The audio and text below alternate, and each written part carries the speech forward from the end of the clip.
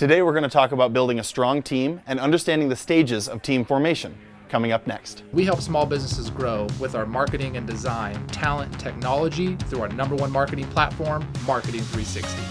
We call marketing and design MAD, and we love MAD. And hopefully these videos will help you fall in love with MAD too. So make sure to follow us to learn tips, tricks, and strategies to grow your business and fuel your brand. Back in 1965, psychologist Bruce Tuckman came up with what he believed was a sequence for team formation. That sequence goes in 4 stages: forming, storming, norming, and performing. By understanding these different stages, you're better able to identify which stage your team is in, so you can understand how hands-on you need to be, what sort of developmental actions you'll need to take, and how you can best work your team through these stages all the way to a high, consistently goal-achieving team. Stage number 1 is forming. This is the very beginning. You'll find that when you're just building a team or maybe even just building a company, most people are interacting pretty lightly with each other. They're pretty polite. They may be a little nervous or apprehensive. There could be a lack of understanding as to what the goals really are, or maybe what their particular role is within this certain team. This is a time to be really hands-on. You want to set the parameters, you want to set guidelines, milestones, goals, and clearly identify to each individual team member what their role is, what the expectations are, and what they need to do in order to succeed. This stage, you need to be really involved. If you set this foundation correctly, you'll be able to easily move through the next 3 stages so you get to performance. Stage number 2 is storming. Now, you'll generally find that storming starts when people are a little bit more comfortable in their role, they're a little more comfortable with the people that they're working with.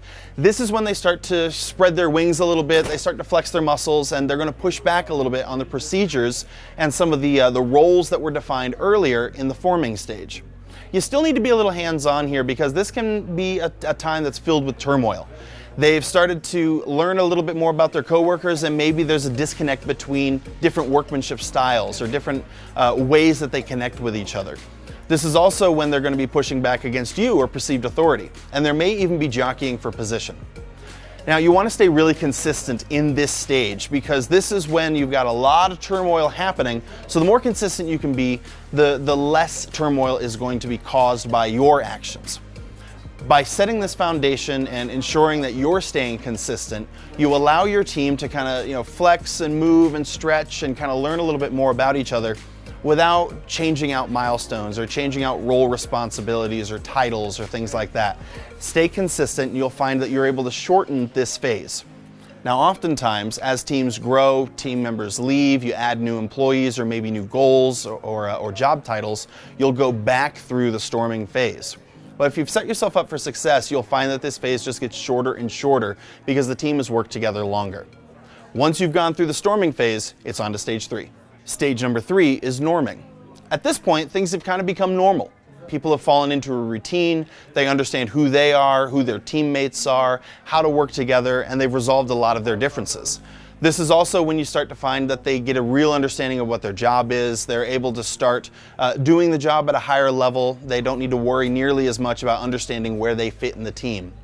Now, a lot of teams will stay in this norming phase for a pretty considerable amount of time, and it's your job to move them from this is a normal day-to-day occurrence to stage number 4. Stage number 4 is performing.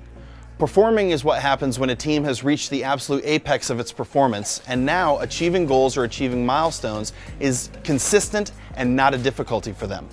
Your teammates understand what everybody's strengths are, they're able to compensate for weaknesses, and you may even find that relationships have begun to form outside of work.